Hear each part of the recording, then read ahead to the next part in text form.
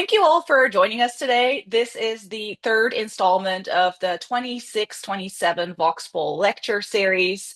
VOX-Pol's purpose is the establishment of a robust partnering, research, training, and dissemination network that has at its core function comprehensive research analysis, debate, and critique of topics and issues surrounding violent online political extremism. Since 2022, VOX-Pol has been coordinated by Professor Stuart McDonald at Swansea's University Cyber Threat Research Center. We encourage you to visit the VOX-Pol website, which offers a wealth of resources. There you can find a link to sign up for the newsletter, upcoming events, and links to past lectures via our YouTube channel. You can also get information about exciting initiatives such as the Next Gen Network and the Terrorism and Social Media Conference being held this summer in Wales. I'm excited to host this roundtable discussion today with four scholars whose work has shaped our understanding of gender, misogyny, digital cultures, and online extremism. I can introduce them, but I think they can do it so much better themselves. So I'm just gonna hand it over to Ashley and invite them to say a few words about their current work, and we'll take it from there. Thank you, Jessica. Hi, I'm Ashley Mattheis. I'm a lecturer of digital media and culture, and my training is in the field of communication. My research focuses on gender and digital cultures of extremism, predominantly the manosphere, the far right, QAnon, and trad culture. And I look at how gendered ideology is used to circulate and monetize hate and extremism with impacts on our daily life. So I'm excited to be here. Thank you. Thank you. Let's go to Lisa. Thank you. I'm Lisa Sugiura. I'm a professor of cybercrime and gender at the University of Portsmouth in the UK. And I'm a feminist criminologist, and I've been researching online gender-based violence for over a decade. And within that has involved looking at the manosphere and predominantly incels, but also looking at broader forms of violence against women and girls as well, things like the role of technology and domestic abuse. And so what I really emphasize with my work is how what happens online is that continuum of what is happening offline, and the digital forms of misogyny do not happen in isolation. We can't sort of forget the structural forms then of male supremacism and misogyny offline. Liz. Thanks, Jessica. So I'm Dr. Liz Pearson. I'm an associate professor in criminology at Royal Holloway, University of London, and I'm the author of the book Extreme Britain, Gender, Masculinity and Radicalisation, which is a clue to what I research, really. And that book is about trying to understand how gender matters in the far right and also jihadist groups in a UK context. And I argue it matters a lot. And that grievances, ideology, cultures that really help to construct these movements. If identity is important, the masculine identity is super important in these groups, which are often very homosocial. And misogyny is really fundamental to the kinds of activities and beliefs of these groups. But it's directed not just to the out-group, but also to women in the in-group as well. And so I'm also interested in the manosphere and in linkages between particularly far-right actors and manosphere characters and what that's doing to society more broadly. Thank you. And then let's hear from Eviane. Hi, everyone. I'm Eviane Leidig. I am the Director of Research and Outreach at the Center for the Study of Organized Hate, which is a think tank based in DC that focuses on online hate, extremism, radicalization, violence, and associated digital harms. Today, I'm speaking in a personal capacity as someone who's been researching the far right and digital subcultures for several years. My entry point into this space has been studying reactionary femininity, trad wives, and other similar types of influencers, as well as some work I've done on a reactionary masculinity. Most of my work has looked at the role of influencers on mainstream platforms rather than, say, fringe or alt tech platforms, and how they leverage these spaces to reach broad audiences. And a couple of years ago, I published a book called The Woman of the Far Right: Social Media Influencers and Online Radicalization. And so, yeah, it's really great to be here in such good company, and I'm looking forward to our chat today. Thank you. Yeah, I think this is going to be an excellent discussion, seeing all of your expertise. So, I guess to start us off, maybe we can talk about the state of the field. Where are we now? Is there something that feels new that we see that's a new development in the forms of misogyny or in the manosphere that you see in your research, or is this maybe not that's very new or very urgent, but it's something that's always been there?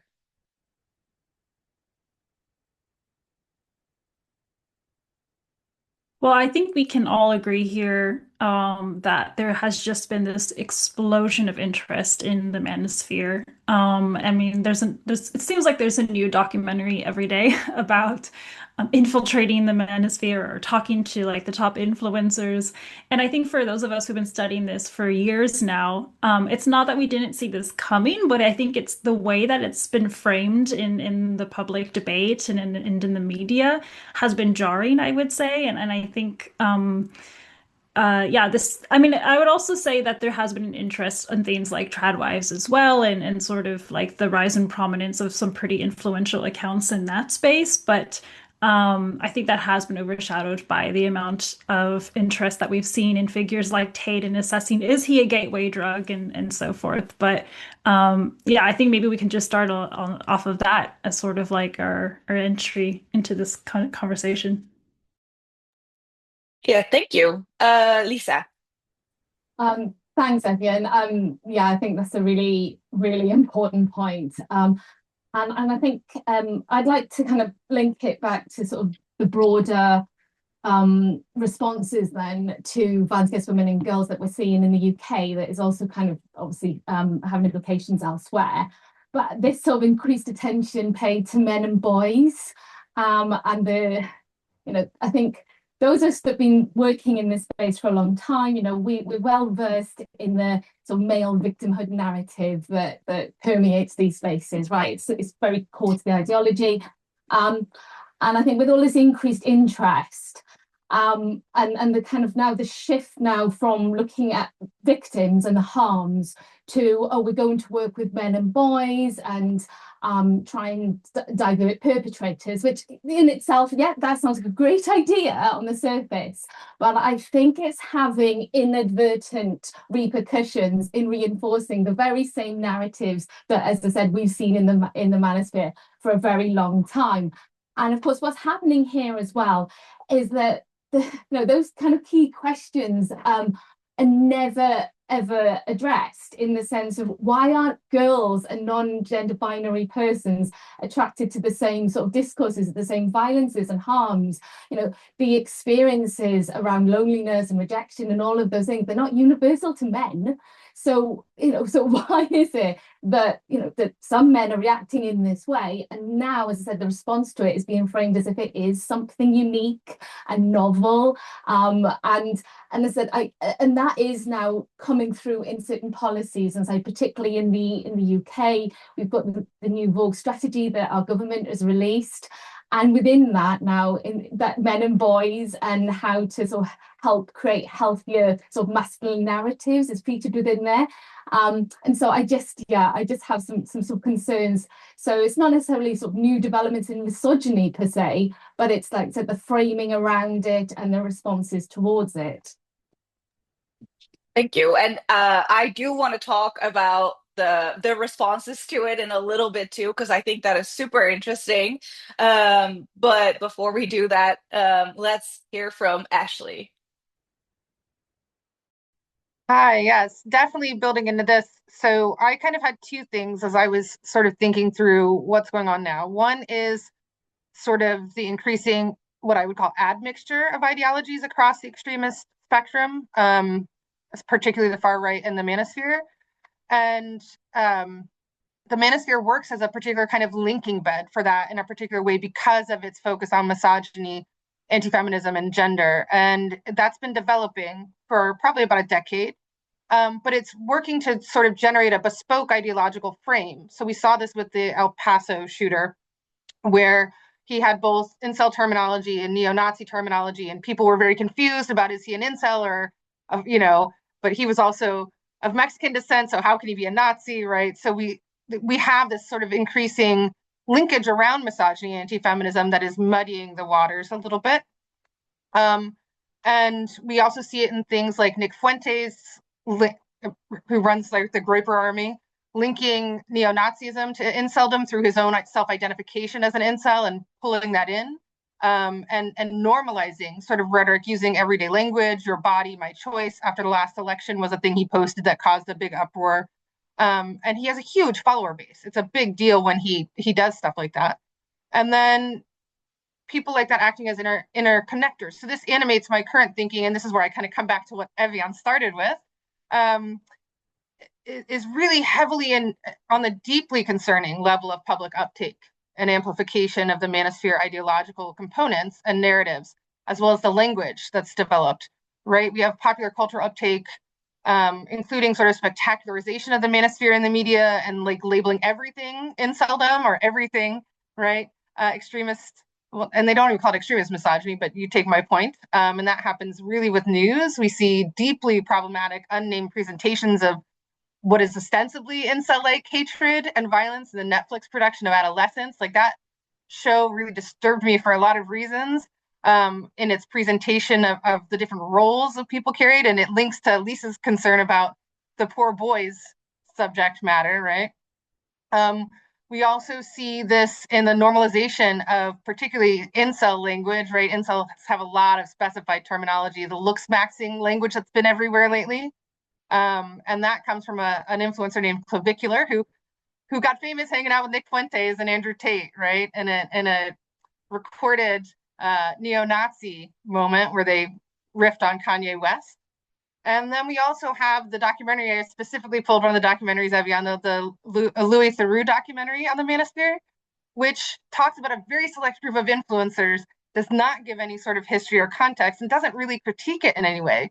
And so these types of things all are amplifying the manosphere with little contextualization. We can think back to Whitney Phillips' oxygen of amplification for why this is a problem, and really pushing this much more broadly into our culture in ways that are matter a great deal, right? I don't know how many of you, I know I saw Eviane tweeted out the Ipsos 29 country poll that came out for International Women's Day. I pulled just one of the many statements from it. So the statement is, we have gone so far in promoting women's equality that we are discriminating against men, which is a narrative of the manosphere, by the way. There was a 19 percentage point difference between Gen Z men and Gen Z women when it comes to thinking that women's equality discriminates against men, with 57% of Gen Z men, this was almost 24,000 people, 57% of Gen Z men saying that that's the case compared to 38% of women. But crucially, there's also a major gap in age, right? So baby boomers overall agreed with the statement less, 44% of men and 29% of women. But there was a 7-point lower spread differential between the gendered positions. So we're seeing this gap. It is having an impact on our daily living. And I think that also really matters to the sort of discussion we're having in both frames about popular culture and about how wider social sort of uptake of things impacts us. Thank you. That is, that is very enlightening and maybe also scary. And I do want to talk about, there's so much I want to talk. I think we can talk about this for like hours. But I also want to talk about it a little bit about the popularization of terms that are especially coming from like incel forums and the manosphere. But Liz, please go ahead before we go into those other adjacent topics. Yeah, sure. I mean, God, there's so much that actually just brought up that, but I'm going to try not to get distracted from what I was going to say. And it was actually really about Louis Theroux, because I guess everyone has seen Louis Theroux's documentary. What I thought was really good about that was that it really showed the intersections of racism, anti-Semitism, and the manosphere. And it also showed that for these influencers, this is a grift, right? You know, you've got HS Tiki-Talkie saying, well, I'm just saying it for, you know, he's saying it for money, and he doesn't necessarily believe it. And he's everywhere now trying to sort of prove he's a good person. So it did expose, you know, he does it in a gentle way. He could have been much more firm. He could have been much more critical. That's not his style. But it also brings back to, I think, Lisa, your point that, you know, we are fascinated by these toxic men. And that's good that we're aware. And I'm sure there were lots of people that watched that program that, you know, for whom this was all news and all new. And now they're aware. And that's also something that's positive. But I felt like, you know, one of the things that wasn't really interrogated in that discussion is around, you know, Louis Theroux came to this, you know, he's got immense privilege here, but he's talking to guys for whom class and race were real issues. And we're not really talking about that. We sort of, you know, have this idea of these people all being the same and all being, this is the site, this is where the toxicity lies with these particular influences. And if we can just, you know, understand these influences, we can get rid of them, we can stop boys looking at them, then we will have solved misogyny. And of course, misogyny is everywhere. It's not just in these toxic influences. And of course, the other big criticism of Theroux is that, you know, he did talk to some women. He just kind of came up on some women that happened to be there. He talked to some girlfriends. He showed the men in these very contradictory relationships, you know, HS Tiki-Talkie and his mum telling him to wash the floor better, and, you know, Myron holding his girlfriend's dog. So we saw some fractures there in their personas. But essentially, you know, we need to put focus, we need to ask questions on men, we need to talk about what's going on with men, but we also need to talk about the impacts that this is having on women. And I didn't really see that come forward, the ways that they're silencing themselves, young women, removing themselves from online spaces, changing their behaviors.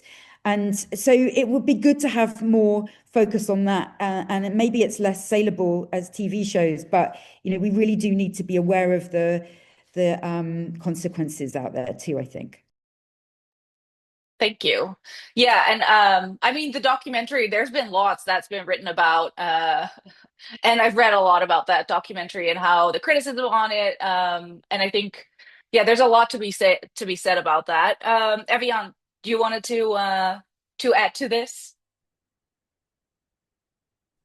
Well, I do think it's correct. We could probably talk about the manosphere and its issues of representation for hours. So I was just a bit cognizant of how we can focus and move our conversation along. And the original question, I think, was like, what new or urgent forms of misogyny have we seen in our research? And I also just wanted to flag up the research I've done looking at the womanosphere, which, again, it's an imperfect concept, and I did not coin this term, but I think at the same time, it's represented what has been a really interesting contrast to the manosphere in terms of looking at communities and networks of female-supported misogyny.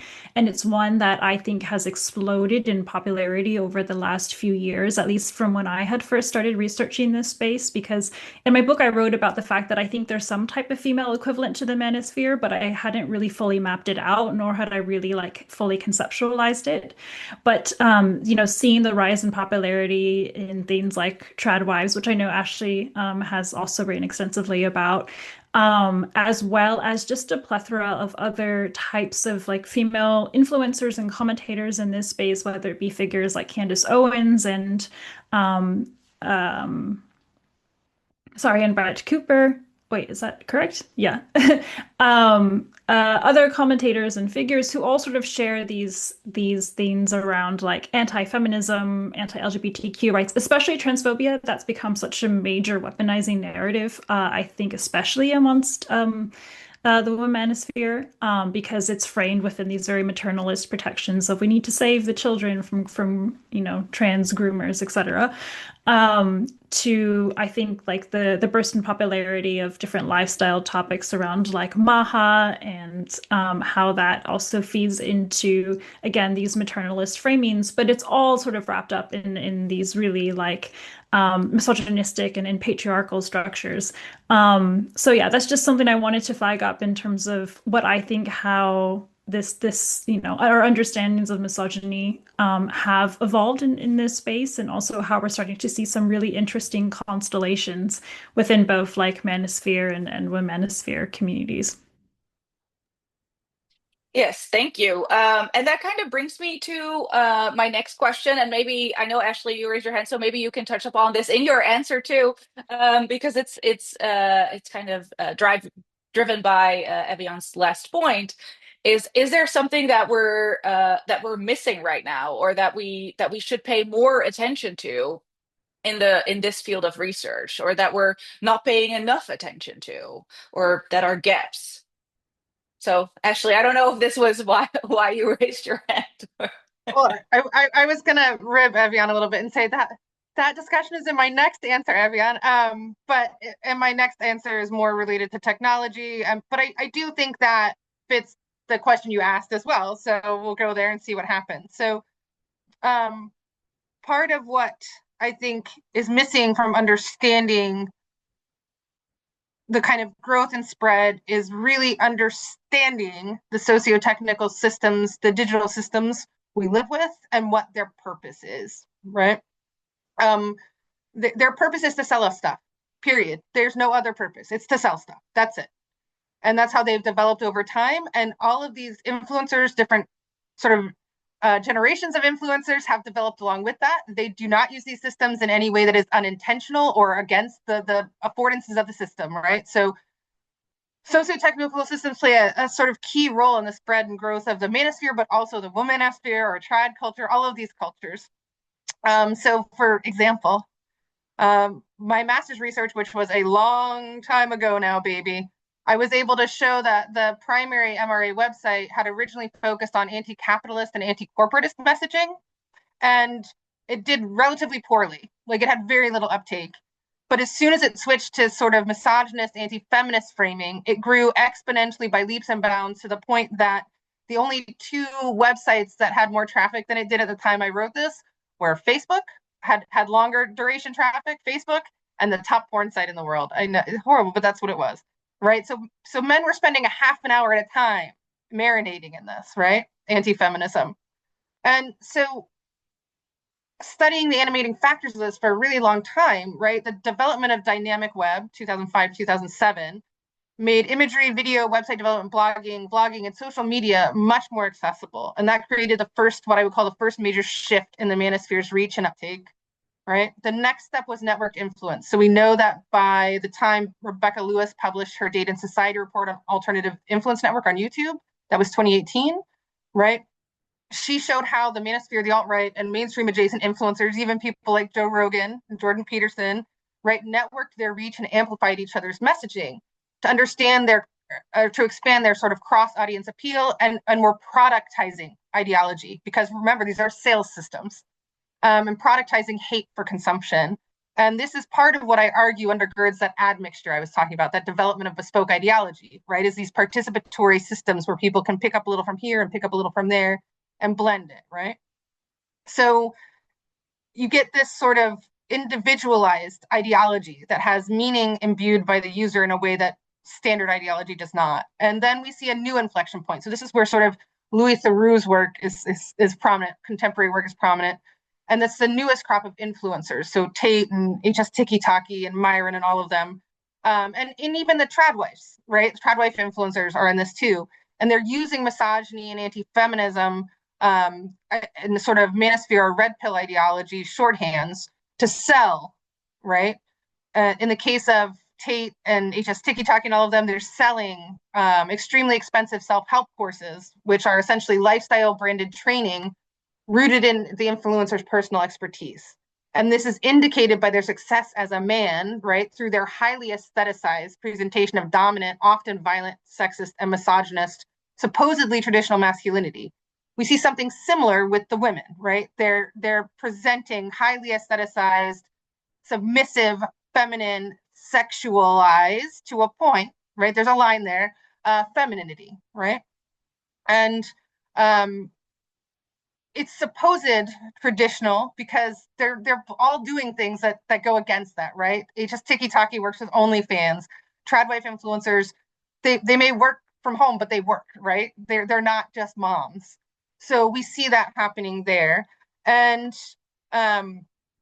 right, the sort of manosphere and the womanosphere are very gendered in a particular way. So the manospheres are really about relationships between men, right? And women are instrumental to that process. They're objects of male success. In the womanosphere, it's more how can you sort of be the best, how can you beat all the other girls out, essentially, by being the best, most submissive, most perfect woman. And so this has been elevated to affect a reframing of monetization in the digital, right, through these digital influence trends. And we see the roots of old pickup artist game training sales in this, but it's expanded in a different sort of way. So we see a shift away from traditional content to this sort of slick podcast, live streaming, 360-degree branded lifestyle content that is common amongst influencers in order to develop and circulate content. And that content has to become ever more extreme to keep an audience, to keep the money flowing in. And it also requires continued deep networking to maintain and expand their user bases. So they have to densely network. So they have to piggyback across these different ideological milieus, right? And that is a shift that broadens and deepens, right, the network. And then you link that to today's politics and the sort of use by political actors of these spectacularized influencers, and you get a very different brew from what we've had before, in terms of its reach and speed, is sort of what I would say. So that's, for me, how that's changed. Thank you. Thank you. Does anyone want to respond to that? I know, Liz, you said earlier, you talked about these links between extreme misogyny and masculinity and these different ideological groups. Can you expand on that as well a little bit? Well, I was just going to say, really, in response Oh, to that, I mean, thanks, Jessica. I think, it is all about money and is all about selling, but they've been really clever because they've really spotted a gap in the market in terms of young disenfranchised boys who are, not going to, for whatever reason, are not going to go off to university. They haven't got the money or they don't have the grades. They've spotted that gap in the market. And, all of these people, whether it's Jordan Peterson or Trump or Tate, creating these pseudo universities where they're going to teach them how to get women, how to get a business, how to hang out with people that have social capital, which they probably don't have in their lives, and using these kind of cult-like tactics to draw them in, beating them down, abusing them, telling them that they're losers, that they lack discipline. So I think they've done that very cleverly, and they have really responded to something that is out there, that is in the zeitgeist for young men. So I think that's quite important to recognise, that they've spotted that gap in the market there. And I can't remember what my next point was or what the question was. So I will mute my microphone and let someone else come in there. Lisa, go ahead. Thank you, Liz. I agree with everything that's already been said, but I think I just really want to obviously emphasize the accountability of tech platforms here. I just think, obviously, if they didn't create the environments, they wouldn't, the manfluencers couldn't come in and take advantage of this opportunity to commodify and capitalize on misogyny, right? And they are, and it's not just that, that they're just platforms that provide the space. They actively contribute to this as well. They're not just facilitating it, and they are making money off it constantly. So it's in their interest to keep reinforcing this as well. And I just feel that there's just not enough calling them out. And obviously in the UK, we've got the Online Safety Act and things. Women and girls got in there at the last moment, basically, before the final law was completed. And what do we have in place? We have we have guidance on how tech companies should protect women and girls, basically. So, there's until there's actually enforcement, there's going to be no actual sort of real impetus then for tech companies to do anything about it, because, as I said, they make so much money off this. I think you all in your answers already talked about these different digital platforms and tech companies and their role. The developments that you see, is that specific to one group of digital platforms or social media, or is it just everywhere? Are we talking about everywhere? So, I mean, it is particular in a certain kind of way to social media for by and large. I mean, there's misogyny on all different kinds of platforms. But I would say BBC just had a report out today, whistleblowers from Meta and from TikTok, who basically said that misogynistic content is considered borderline content, so it's not illegal. And when they need to increase their market share, they increase the circulation of misogynist content. So, and this is not new. I mean, the Facebook papers also include information like this, although, unfortunately, the research on that got blocked. But it's definitely an issue. If you've ever tried to report misogyny on one of the social media platforms, basically it comes back as like, wah, wah, not for you. Like, we aren't taking it down. So it is something that circulates. We can look at Grok and the very recent sort of AI debacle with both child sexual abuse material and the nudifying of women. I think it was 23,000 CSAM pieces in 11 days. I don't know how many women it was. But it's everywhere, and it's a big moneymaker. I also wanted to sort of kind of touch back to what Liz had to say a little bit about they've hit a niche. I mean, I agree with you, and I also struggle with that niche, right? Because it's a question of, you have narratives around problematic masculinity that have circulated, that have been a pushback, right? So the toxic masculinity question online and how that gets debated, and the terms of that debate are deeply problematic and manipulated in many ways. But then you have like these people that come in and say, it's not your fault, it's not you, right? The world is against you. They've hit a niche, but that niche is one of like a particular sort of manipulative vein as compared to anything else. And I bring that up not because it's not true that they've hit a niche, but because we have to also ask questions about what that niche is, pointing back to sort of Lisa's original entry into this, which is we have a wider societal issue with sort of victimization narratives and men, that yes, men have problems, but they're not the only ones with problems. And how we sort of address these things and how we talk about the fact that for people with privilege, right, equality feels like oppression, right? So I don't know. I bring it up because I struggle with it, Liz, not because what you said was incorrect. No, I think, I think in this country, we are living in an age where we have less ability to better yourself socially. We have more social inequality, the gaps between rich and poor. We do have real, genuine social problems. And of course, these people are also selling a narrative. And they're not the only ones either. When we have mainstream political figures, representatives from populist radical right parties really succeeding with these narratives. So these narratives are echoed everywhere. They're not manosphere narratives anymore as such, and they are vote winners. And so it's really useful to tell men that women are disenfranchising them at every step of the way, because then they're more likely to vote for you and your misogynist policies, including in a US context, having discussions around whether women should have the vote, and JD Vance talking about how many children you're having, or Elon Musk. And I think to some degree, we are living in this kind of populist moment, really, where discussion from people like Andrew Tate about matrix and corrupt feminized elites and woke liberals really resonate with people who hear this populist rhetoric from so many different people, many of whom are not manosphere influencers but are part of the mainstream political establishment. They're standing for elections, so it's really hard to avoid this stuff. Thank you. Thanks, both Liz and Ashley. So far, this conversation has been great, but I also think it's been a little bleak because of the topic we're talking about, obviously.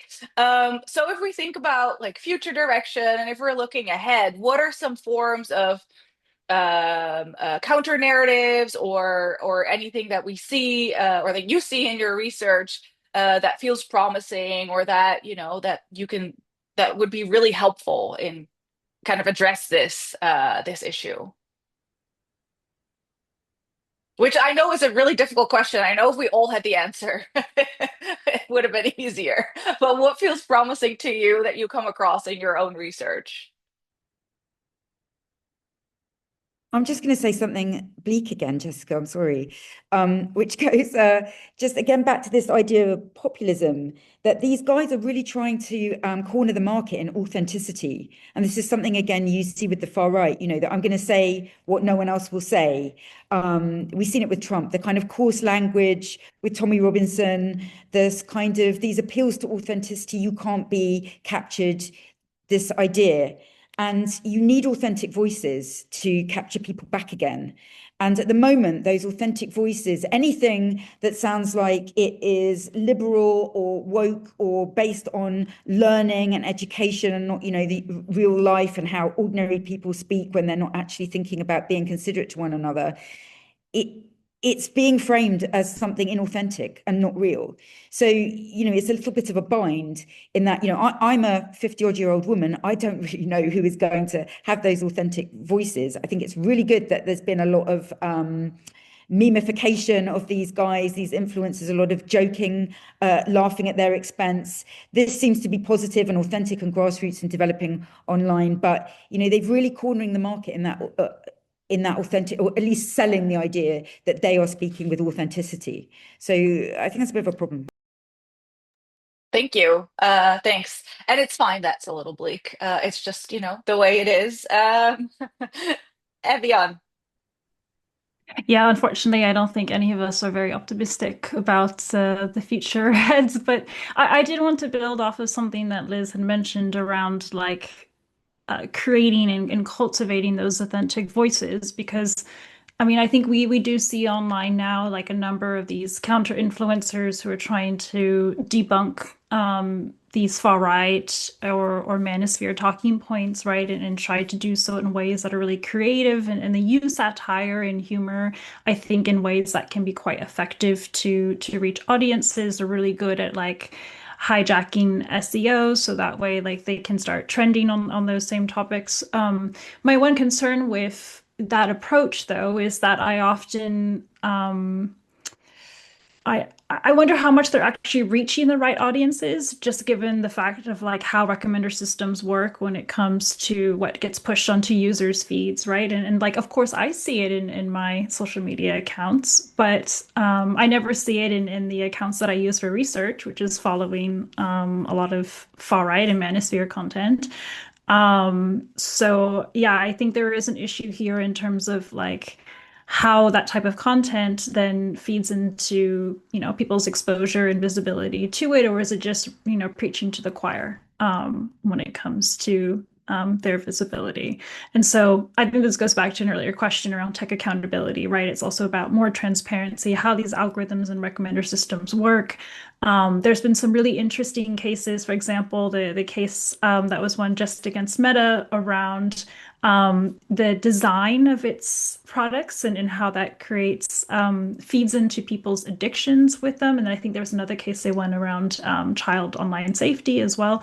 And we're seeing, okay, so maybe this is the optimism. We are starting to see actually how strategic litigation is actually playing off in terms of people are no longer holding platforms responsible for the content that's being hosted on their platforms, but actually targeting the system design and infrastructure. And I think this has lent the most promise, perhaps in addition to things like regulatory frameworks like the DSA and the Online Safety Act in the UK. Thank you. That I'm glad that we got some positivity in there. Ashley. So again, I'm going to be a bit of a mixed bag. I am happy to see what's been happening in the litigation front, although we'll see how that plays out in the long term. Things that I think need to happen. So in our field of study and research alone, we're still debating whether this is extremism, right? And given the sort of admixture, interlinking, connections, and the fact that many people who commit mass attacks often tend to harm or kill women in their lives right before they commit the violent attack, we need to have a serious think in the sort of research and analytical world and agree finally that this is a form of extremism. And so we need that so that the larger research picture will change, because as all of us here as gender-based scholars, right, We occupy a very small piece of that space and are often overlooked in a variety of ways. But then there's also the issue of continuing to hold platforms to account. And a third thing is advocating for, it's something that I do regularly, advocating for different programs from our governments, especially for youth, right? In the Louis Theroux video, many of these people, their followers are young. They're not, I mean, really young, 13, 14, 15 years old. And so different geographies will have different sort of approaches to things like how to deal with that. But what many of these kids are looking for is community. They're looking for community and they find it online. And that doesn't have to be, it looks different online, right? It can be asynchronous community, right? But they're finding it online, people that they can share their ideas with and talk to and feel accepted by. And we, at a time when we are pulling all of the funding out of community outreach, community programs, things that build that in reality.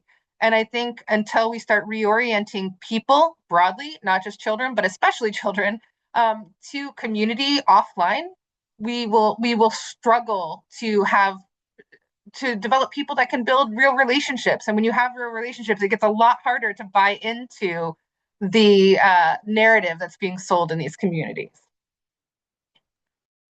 Thank you. That's an excellent point.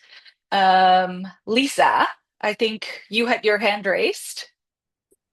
Yeah.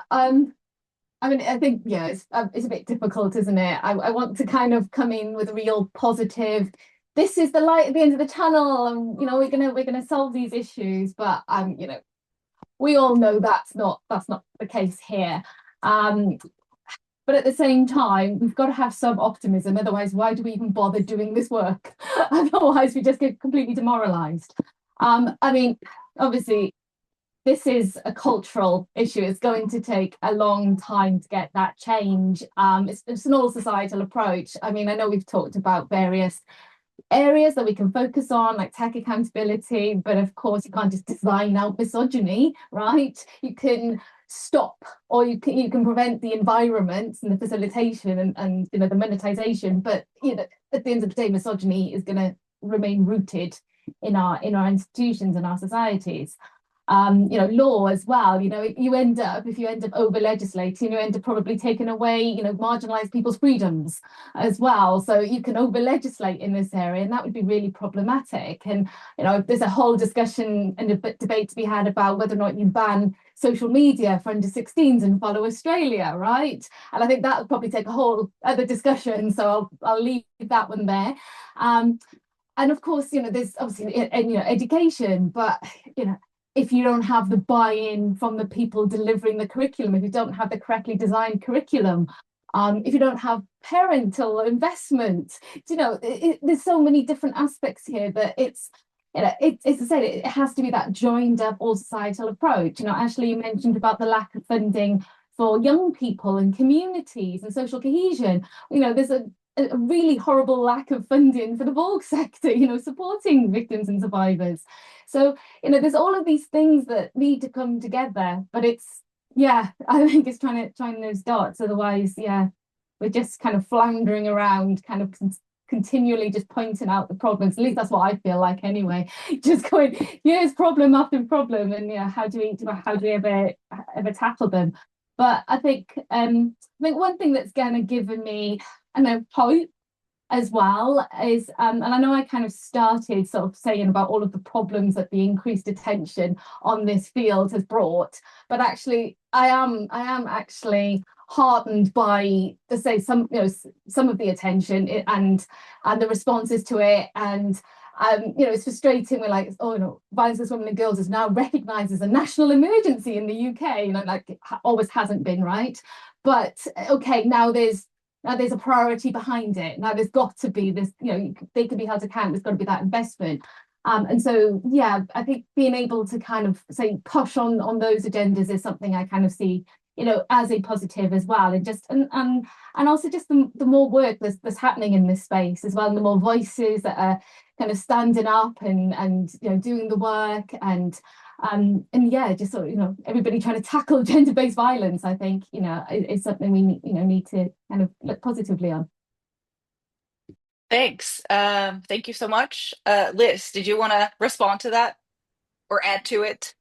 I would have thought of something positive, but it's not, it's nowhere near as detailed as what you just said, Lisa. And I think, someone, if you think about someone like Andrew Tate, he's kind of, really shot himself in his own foot by organizing the fight at Christmas that he lost. Somebody who talks about winning, winning, winning all the time, organizes a fight with somebody a lot younger than him who isn't really a proper boxer and is absolutely pounded in the ring, and that got a lot of criticism. So I'm hoping, this is my bit of positivity, I'm hoping that more of these people will make mistakes like that, which has actually cost him a lot of credibility, and he's getting older. These people are going to age out and be less relevant, and I know that they'll be replaced by other people, but there is some positives in them making mistakes like that too, I think. Not quite as structurally or organized positives as you're suggesting, Lisa, but it made me smile anyway. Thank you. I think as like a final question, because we're almost at time, to you all, what's one point or one thing you really want to have the audience take away today that you didn't get to make earlier? Is there one final point that you really, really want to make, or one thing we didn't really talk about yet in the final minutes? Yeah, Lisa. I think it's about trying, and I know this is impossible, but I'm going to suggest it anyway, but trying to stay ahead of technological development. So we haven't succeeded in trying to hold tech companies to incorporate safety by design principles so far, but we know with the rapid acceleration of tech, AI, virtual reality, extended reality technologies, and already, Ashley mentioned, Grok, I think it was 1.8 million sexualized images of women were created in just 9 days, right?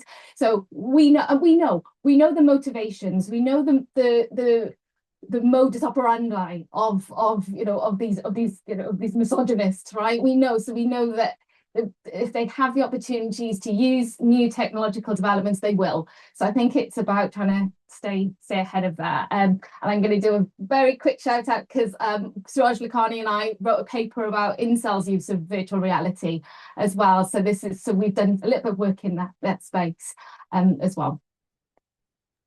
Thank you. Is the paper published yet? Yeah, it's in Crime, Media and Culture. And whilst I've got the platform, I'm just going to shout out a new book as well on incels, which critiques problematic incel research, where the opening point that I made about the, sort of weaponizing the poor boys narrative and reinforcing that kind of victimhood status. So Stu Lucy, Fraser Heritage, and I have written a book, and it's called Researching Incels, a Feminist Critical Intervention. Thank you. Thank you so much for sharing that. Eviane. Yeah, so one thing I've been thinking about lately, and I know we're all doom and gloom here, but something that I have been thinking about that has given me hope. There's been some really interesting surveys of young people. I think I saw one of European youth recently showing like really high percentages of those who really don't like being on social media. They know that it has very adverse effects on their mental health as well as their socialization. And I think, things like digital detoxes are becoming more popular. Again, I take that with a grain of salt because I tried that for a few months and sure, my life continued, but sometimes I felt like I was missing out on the latest trends and stuff. And I don't think it's a solution to all of this, right? But the fact that young people are aware of and they know about these adverse effects, I think is important.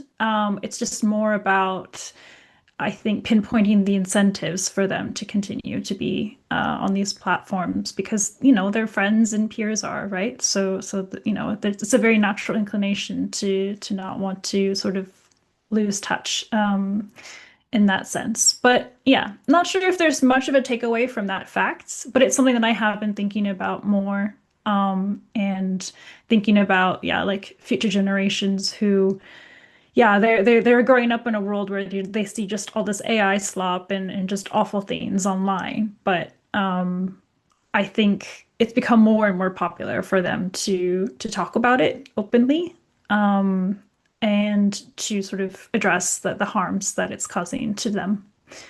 Yeah, I'll hand it over to Ashley though. Maybe she's got some more doom and gloom to insert into this chat. Just call me Debbie Downer, Eviane. That's how I refer to myself, right? I'm fun at dinner parties. I mean, I think one of the things to remember, because yeah, I started out talking about historical contextualization. It seems omnipresent right now, this in a way that it hasn't been, but it's taken more than 40 years to get here, right? This has been a concerted effort amongst these populations for decades. So as we are combating that, as we think about it, this is a strategic, right, coordinated plan.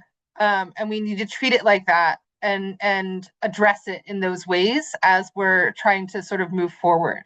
And I think that's a really important thing to always remember when you're thinking about sort of whether you're thinking about the far right or the manosphere. This misogynist networked misogyny is part of a coordinated long-term strategy.